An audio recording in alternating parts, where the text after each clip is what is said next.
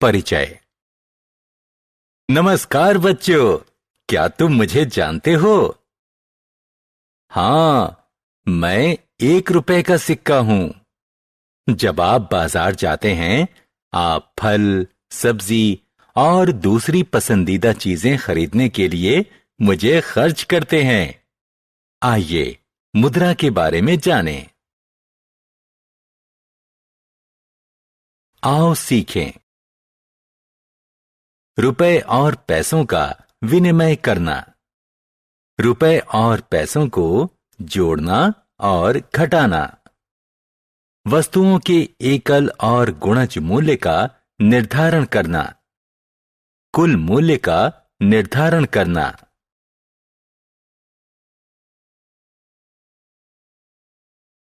रुपए और पैसे का विनिमय। हम रुपए को पैसे में विनिमय से शुरू करते हैं। उसके बाद इसका उल्टा करेंगे। 1 रुपया 100 पैसे या 2 50 पैसे के बराबर होता है। 25 रुपए और 25 पैसे। 25 को 100 से गुणा करके उसे 25 पैसे से जोड़ देंगे। यह 25 100 जमा 25 पैसे हो जाएगा। हम इसे 2525 पैसे कह सकते हैं। आश्चर्य, इतना सारा पैसा! पैसों को रुपयों में बदलना। अब पैसों को रुपए में बदलने का समय है। 475 पैसे 400 जमा 75 पैसे के बराबर हैं। हम जानते हैं कि 400 पैसे 4 रुपए के बराबर हैं। अतः हम इसे 4 रुपए और 75 पैसे के रूप में लिख सकते हैं।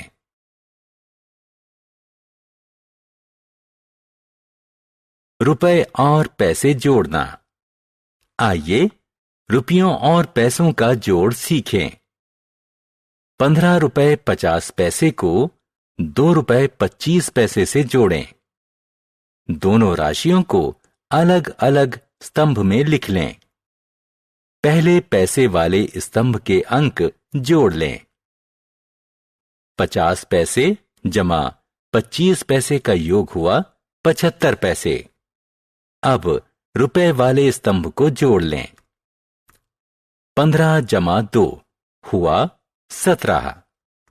अतः योग हुआ 17 रुपए और 75 पैसे।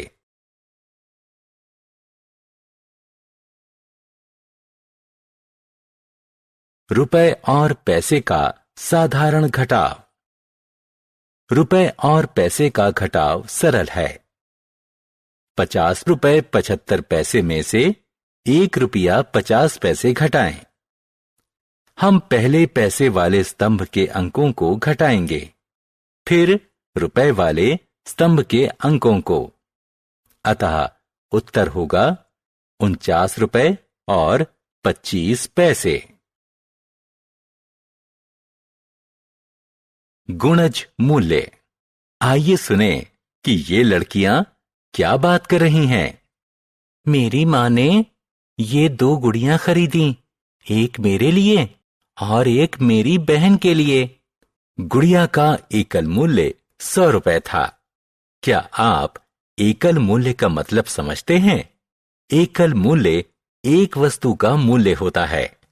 अतः एक गुड़िया का मूल्य था 100 रुपए। 2 गुड़िया का गुणज मूल्य 100 गुणा 2 के बराबर होगा।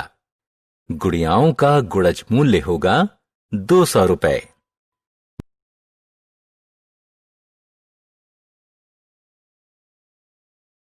मूल्य का निर्धारण। मूल्य का निर्धारण विभिन्न वस्तुओं के कुल मूल्य को जोड़ना होता है। हम इसे एक उदाहरण से समझते हैं। 4 पेंसिल, 2 चॉकलेट और 1 टेनिस बॉल का कुल मूल्य कितना होगा? यदि पेंसिल का एकल मूल्य 1 रुपया 50 पैसे, चॉकलेट का एकल मूल्य 15 रुपए और टेनिस बॉल का एकल मूल्य 5 रुपए है, हम इन सभी वस्तुओं का कुल मूल्य निर्धारित करेंगे। अतः कुल मूल्य बराबर है 4 गुणा 1.50 जमा 2 गुणा 15 जमा 1 गुणा 5 होगा।